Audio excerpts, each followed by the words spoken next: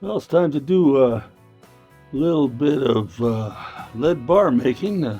Gonna turn some of these 10-pound ingots that I got from Rotometals into 1-pounders, so they should go into these ingot trays here. And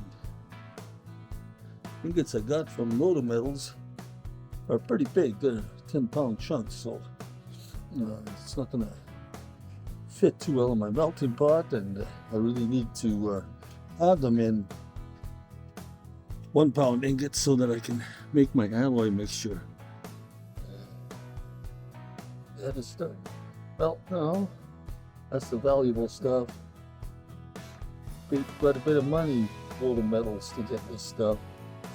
Don't need a whole lot of it in my mix, so clip-on wheel weights are basically for free.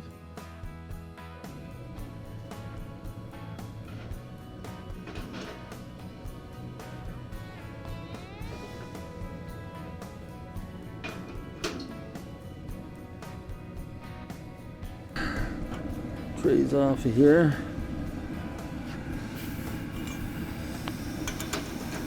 Should be. I'll let these things heat up for about 5 minutes, like that. Now, this is where it gets a little tricky. You gotta watch the heat. Good idea to have your hair tied back.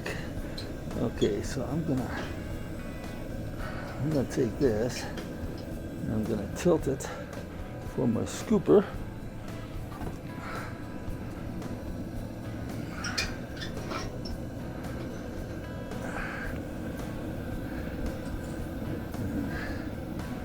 Let's see here.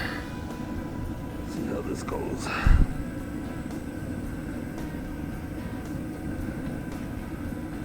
Yeah, that's pouring pretty good.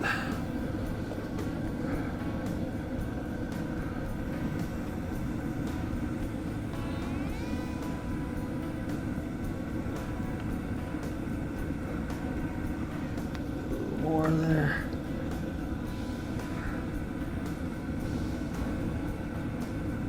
There we go.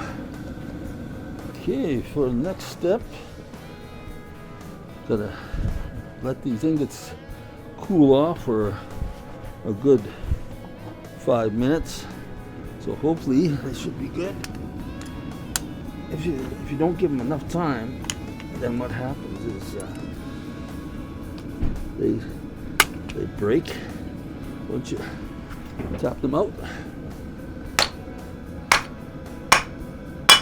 There. Get those guys out. That's good. Now these guys.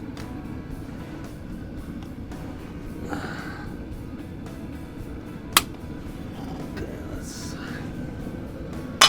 There we go. Nice. Nice ingots.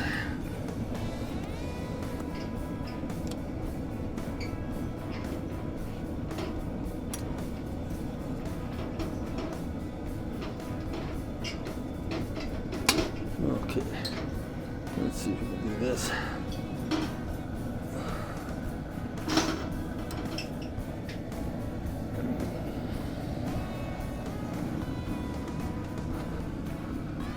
It's not impossible.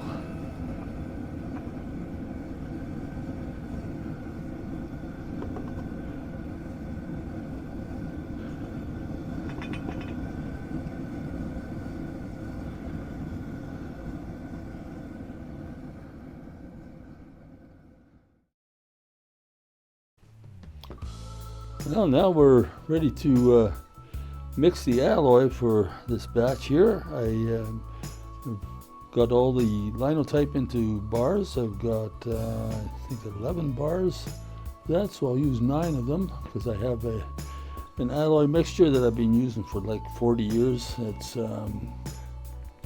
looks like this here. So I use 72 pounds of clip-on wheel weights, 9 bars of Linotype, and 2 bars of 50/50 solder. So looks like I've got everything all set here. Got a little bit of sawdust here for fluxing, just clean out the metal a little bit more, even though I've done it already with melting down the wheel weights, and got my 2 bars of bar solder here. I believe those are 1 pounders. They better be. I better check that just to be sure. I'm sure that's 1 pound.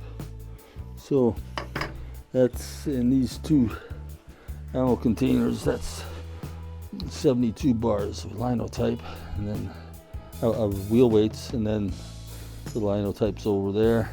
And you just gotta fire up this little heater and we'll get things going a bit. So if you're interested, you can follow along and see how it's done. It's nothing super difficult or terribly sophisticated, but sometimes helps just to see it done, right? So here we go.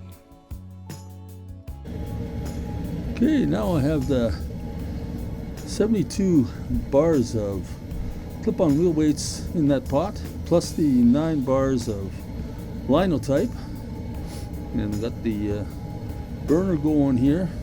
Hopefully it stays going. Once in a while it goes out and I have to tweak it, but maybe just a couple of remarks here. Just put those little ingot trays alongside there, so get them warmed up for when you're going to be starting to pour.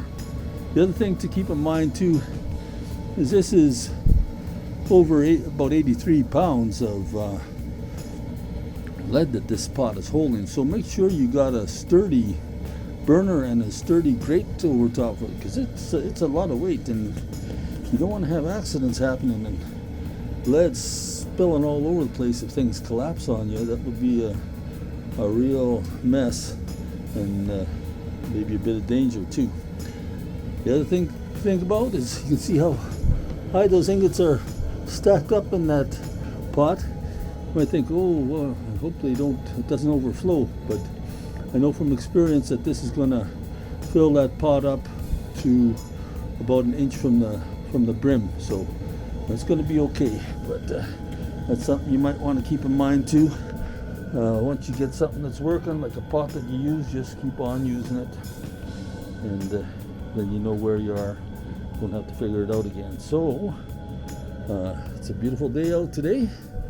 I'm going to just sit around here for a while. It's going to take a bit for this pile here to melt down.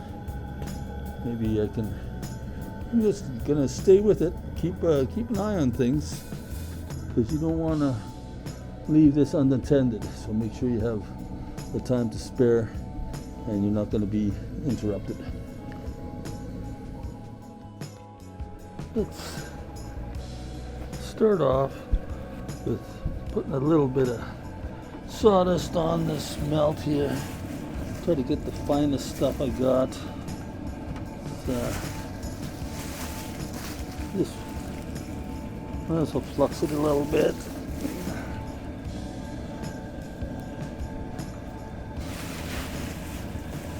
Stir that up and then scoop it off. Clean the metal. Doesn't hurt to clean that metal more than you need to. You can't over clean it. Okay, I want to wear glasses, eye protection when doing this stuff, because if you were to throw stuff in here that was had some moisture in it, it would pop, eh? So this is kind of coarse, this sawdust. It'd be better to have real fine stuff, but it'll do. It's just the carbon that we want from this material. That's what's doing the job. So I'm going to stir that in there into the lead, now that I'm sure that it's not going to pop. Okay, so now I'm going to have yourself a little something to dump this stuff in.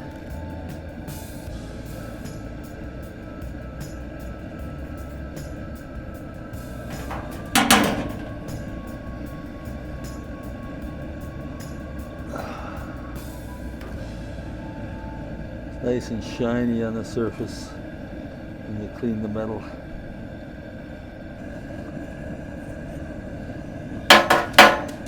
That's not bad.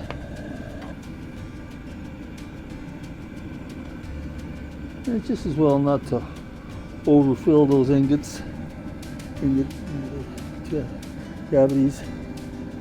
Because when you do, then they connect together and just makes, you want to have it so it's nice stacking in the pile later on.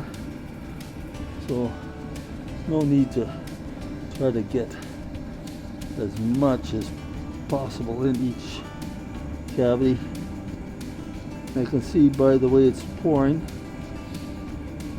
that the ingot trays are warm enough. Otherwise, if they were cold, it would be solidifying in layers as I pour it, which makes for a crappy looking malformed ingot. Okay, so I think we're ready to dump these ingots. They should be cooled off by about now. This is where you want to have yourself some sort of place to put your ingots to, because it's going to pile up. So maybe make sure you have a wide enough space that can handle the heat.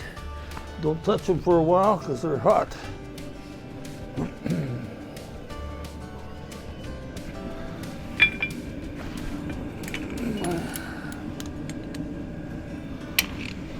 Let's dump these guys.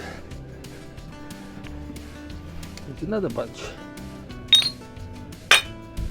Yeah, nicely formed ingots. One thing that certainly doesn't hurt is to reflux the pot once in a while, because when you're pouring, then you'll start to get a little bit of dross hanging from your ladle, and then as you pour it in, it's not as neat anymore.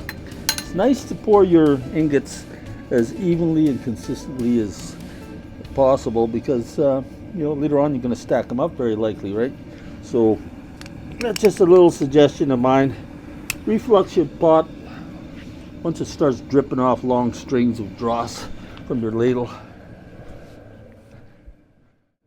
Should I let you pour one? I don't think so, eh? It's really hot. It's really hot.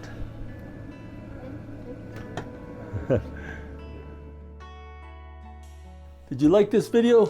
If you did, I think you're gonna like this one right over here. So check it out. And I appreciate your subscribing if you haven't done so already. Remember to do that while you're watching this next video. Click like, it all helps us out for this channel. Catch you next time.